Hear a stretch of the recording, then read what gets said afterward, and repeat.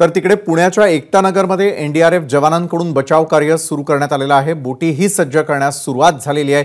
कुठल्याही क्षणी खडकवासला धरणामधून पाण्याचा विसर्ग केला जाऊ शकतो आणि त्यामुळे इथे पाणी पुन्हा वाढण्याची शक्यता आहे आणि त्या पार्श्वभूमीवर एनडीआरएफची टीमही सज्ज झालेली आहे आणि याच संदर्भातला संपूर्ण आढावा घेतला आमचे प्रतिनिधी नाझिम मुल्ला यांनी।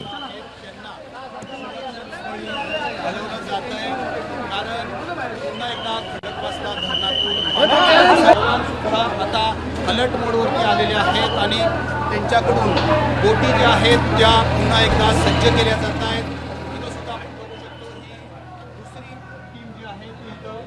पुण्याच्या सिंहगड रोड परिसरामध्ये पुन्हा एकदा पाण्याचा प्रवाह वाढलाय आणि पुन्हा एकदा बचाव कार्य जे आहे ते इथं केलं जाते। आपण बघतोय या वृद्ध महिला आहेत त्यांना सुरक्षित स्थळी हलवलं जातंय कारण पुन्हा एकदा खडकवासला धरणातून पाण्याचा विसर्ग जो आहे तो वाढवला गेलाय। तो आता 35,000 क्युसेक इतका झालाय।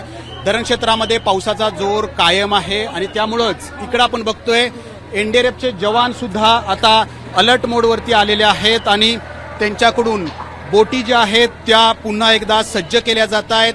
इथं सुद्धा आपण बघू शकतो ही दुसरी टीम जी आहे ते इथं आणखी एक बोट जे आहे ते इथं सज्ज करतायत। आपल्यासोबत एनडीआरएफचे हे जवान आहेत आणि आपण त्यांच्याशी संवाद सुद्धा साधणार आहोत की कशा पद्धतीनं ते आता इथं सज्ज झालेत। आता किती बोटी आहेत आणि किती जवान आहेत? हिंदी में बताइए, मराठी आती नहीं। कितने लोग जवान जो है अभी यहाँ पे है और कितने बोट जो है वो अभी इसमें यहाँ पे लोगों के लिए कार्य करते दिखाई दे? हमारे पास अभी कुल चार ओबीएम बोट है और हम कुल 31 लोग एनडीआरएफ से भी यहाँ पे आए हुए हैं।